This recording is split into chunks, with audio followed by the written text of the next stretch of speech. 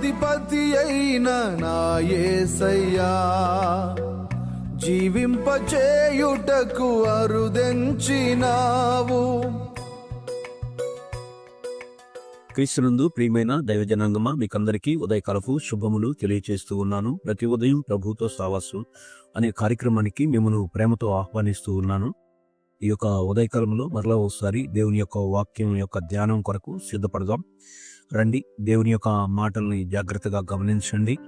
జ్ఞాని అయిన సొలొమోను చేత రాయబడిన సామెతలు 23వ అధ్యాయము 18వ వచనంలో రాయబడిన మాట, నిశ్చయముగా ముందుగతి రానే వచ్చును, నీ ఆశ భంగము కానేరదు. ఈ మాట చాలా మంచి సందర్భము. చాలాసార్లు మనుషుల జీవితాల్లో బంధకాల మధ్యలో, ఒత్తిళ్ల మధ్యలో వెళుతూ ఉన్నప్పుడు ఆదరణ ఇవ్వగలిగిన మాట ఈ మాట.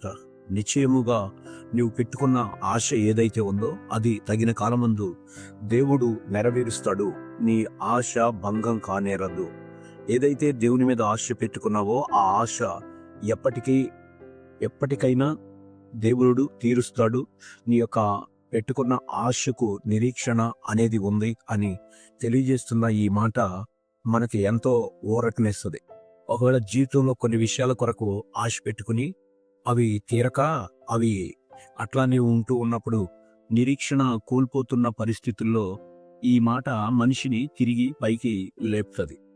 అయితే మనం మన పరిస్థితుల్లో ఒకవేళ అలాగా ఆశ పెట్టుకుని ఇంకా ఒకవేళ తీరక, ఒకవేళ మనం కష్టంలో పడి వెళుతున్న అనుభవాల్లో ఒకవేళ ఉన్నామేమో, అలాంటి పరిస్థితుల్లో ఈ వచనాన్ని చదివినప్పుడు నిశ్చయంగా ధైర్యం వస్తుంది. అంతేకాదు దేవుని యొక్క దృష్టి ఎప్పటికైనా నా మీదకు వస్తుంది, నేను పెట్టుకున్న నిరీక్షణ నేను కోల్పోను అనే ధైర్యం మన లోపల పుడుతుంది. అయితే మీకు ఒక సంభవాన్ని చెప్పాలి. ఒకసారి ఆ యొక్క గొప్ప బోధకుడు, ప్రపంచ బోధకుడు ఈయన డిఎల్ మూడీ గారు అమెరికాలో ఒక చర్చిలో ఆ యొక్క కోటాలు జరిగిస్తా ఉన్నాడు. ఆ కోటాలకి చాలా మంది ప్రజలు వస్తూ ఉన్నారు. ఆ నగరంలో ఓ పేద బాలుడు ఉన్నాడు. ఆ బాలుడు అటు ఇటు ఆ నోట ఈ నోట వింటా వచ్చాడు. ఏమని? డిఎల్ మూడీ గారి ప్రసంగాలు చాలా బాగున్నాయి, ఆయన దగ్గరికి వెళ్ళిన వాళ్ళంతా రక్షించబడతా ఉన్నారు అని ఆ వార్తల్ని ఈ యొక్క పేద బాలుడు విన్నాడు. పేదరికంలో ఉన్నాడు, బాగా దరిద్రలో ఉన్నాడు, దరిద్రతలో. ఆ విన్న మాటను బట్టి ఈ పిల్లోడికి ఒక మంచి ఆలోచన వచ్చింది. ఎట్లాగైనా సరే నేను డిఎల్ మూడీ గారు ప్రసంగం చేసే ఆ కూడికలకి వెళ్ళి కోటాలకి నేను ఆయన మాటను వినాలి అనే ఒక ఆశ బాగా పెట్టుకుని ఉన్నాడు.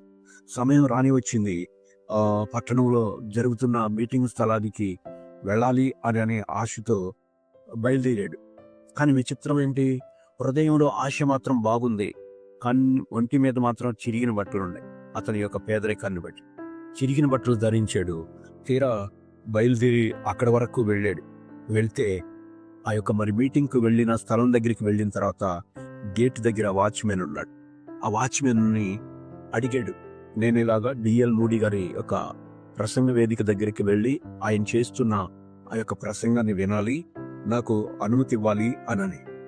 ఆయన చినిగిన చొక్కాను చూసి లేదు నీకు అనుమతి లేదు అని చెప్పి పక్కకు పెట్టాడు అతన్ని. ఎంత లోపల ఆ పిల్లోడు అనుమతి ఇవ్వటం లేదని చెప్పి వెంటనే గోడ పక్కకు వెళ్ళి రోధిస్తా ఉన్నాడు, ఏడుస్తా ఉన్నాడు. ఆ యొక్క కొద్ది గజాల దూరంలోనే ఆ యొక్క ఏడుపు గోడకు ముఖాన్ని ఆనిచ్చి మొదలైటం స్టార్ట్ చేసాడు, ఏడుస్తా ఉన్నాడు. ఇంతలో ఒక వాహనం వచ్చింది. ఆ యొక్క మీటింగ్ జరిగే ఆ చర్చి దగ్గర గేటు దగ్గర ఆగింది. మూడీ గారు దానిలో నుండి దిగారు. ఊళ్ళో చిన్నపిల్లడు ఏడుస్తున్న స్వరం వినపడుతుంది అని చెప్పి అబ్జర్వ్ చేసి అటుప్రక్క ఇటుప్రక్క ఇలాగ చూశాడు. చూస్తే అప్పుడు ఆ పిల్లోడు గోడకు ముఖం పెట్టుకుని ఏడుస్తా ఉండటం చూసి ఆశ్చర్యపోయాడు. సరేనని చెప్పి కారు దిగి డిఎల్ మూడీ గారు ఆ యొక్క పిల్లోడి దగ్గరికి వెళ్ళి పిల్లోడిని కదిలించి, అబ్బాయి ఏంటి ఏడుస్తున్నావు, ఏం జరిగింది అని అడిగాడు. అడిగితే ఆ పిల్లోడు తనలో ఉన్న ఆశని చెప్పాడు. నేను డిఎల్ మూడీ గారు ఇక్కడికి వస్తున్నాడు, ఆయన ప్రసంగాన్ని నేను వినాలి అనే ఆశ ఉంది, నన్ను వాచ్మెన్ లోపలికి వెళ్ళనివ్వటం లేదు అని మూడీ గారితో చెప్పాడు. అప్పుడు వెంటనే నిజంగానా అని మూడి గారు అడిగాడు. అవును నిజమే, నాకు ఆశ ఉంది, వినాలని ఉంది అని అన్నాడు. అయితే వెంటనే మూడి గారు అన్నాడు, సరే నిన్ను లోపలికి తీసుకెళ్లే ప్రయత్నం నేను చేస్తాను అని చెప్పి వెంటనే ఆ యొక్క పిల్లోడితో మాట్లాడి, నువ్వు మాత్రం ఒకటి చెయ్యాలి అన్నాడు. ఏంటి అని అడిగాడు. నా కోటు ఉంది కదా, నా కోటు అంచులు పట్టుకుని వదలకుండా నా వెంటనే ఉండాలి, గట్టిగా పట్టుకోవాలి అని చెప్పాడు. సరే చేస్తాను అని అన్నాడు. అప్పుడు ఆ యొక్క మూడి గారు ఆ యొక్క మరి లోపలికి వెళ్లే సమయంలో ఆ యొక్క మూడి గారి కోటు యొక్క అంచులు పట్టుకుని అట్లానే వదలకుండా ఉన్నాడు. వదలకుండా ఉండేసరికి వాచ్మెన్ ఏం చేయాలో అర్థం కాలేదు. వదిలేసాడు. ఆ యొక్క మూడి గారితో పాటు వెళ్ళిపోయాడు లోపలికి. వెళ్ళి ఆ తర్వాత డిఎల్ మూడి గారికి ఏ కుర్చీ అయితే కేటాయించబడిందో ఆ కుర్చీల్లో ఆ పిల్లోడిని కూర్చోబెట్టి ఆ తర్వాత డిఎల్ మూడి గారు ఆ యొక్క ప్రసంగ వేదికకు వెళ్ళి ఆ యొక్క ప్రసంగాన్ని చేయటం జరిగింది. ఆ కుర్చీలో కూర్చుని ఆశతో విన్న ఆ పిల్లోడు తర్వాత రోజుల్లో అదే చర్చికి పెద్ద అయిన తర్వాత పాస్టర్గా రావడం జరిగింది. నిశ్చయముగా ముందుగతి రానే వచ్చును, నీ ఆశ భంగము కానేరదు అన్న మాట ఈ పిల్లోడి జీవితంలో నెరవేరింది. ఏ ఆశ అయితే డిఎల్ మూడి గారి ప్రసంగం వినాలని హృదయంలో బాగా నిరీక్షణ కలిగి ఉన్నాడో, ఆ నిరీక్షణ ఆ పిల్లవాడి జీవితంలో పెద్ద అయిన తర్వాత ఆ యొక్క చర్చికి పాస్టర్గా రావడానికి ద్వారం తెరిచి, నీకు ఈ రోజున ఎలాంటి ఆశ ఉంది? నీకున్న ఆశ దేవుని మందిరానికి వెళ్ళాలని ఉందా? క్రమం తప్పక వెళ్ళాలని ఉందా? నీకున్న ఆశ వాక్యం మీద ఉందా? నీకున్న ఆ యొక్క ఆశ, కోరిక అనేది దేవునికి సంబంధించిన విషయాల మీద ఉంటే నిశ్చయముగా నీ ఆశ భంగం కానేరదు. దేవుడు తగిన సమయంలో తగిన విధంగా ఆయన ఆశను తీర్చే దేవుడు.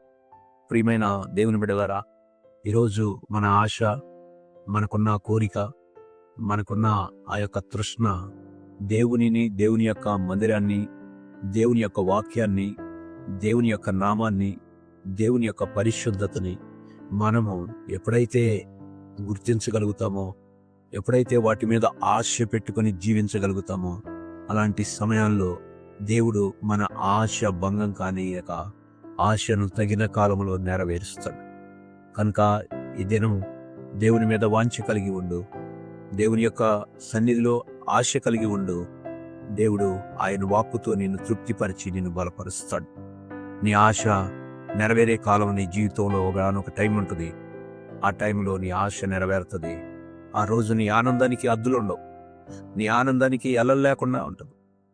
అవునా ప్రియమైన దేవుని బిడ్డ, ఈ ఉదయకాలంలో నీ ఆశ భంగం అవుతుందని ఒకవేళ నిరీక్షణ కోల్పోతున్నావేమో, ఏ మాత్రం కోల్పోవద్దు, ధైర్యంగా ఉండు. దేవుడే నీ జీవితంలో గొప్ప కార్యం చేస్తాడు. దేవుడి మాటలు తన వినికిడిలో దీవించునుగాక. ఆమేన్. ఈ దినమంతా దేవుని యొక్క కృప, దేవుని యొక్క క్షేమము మనకందరికీ తోడైంది నడిపించునుగాక. ఆమేన్. ఆమేన్. ఆమేన్.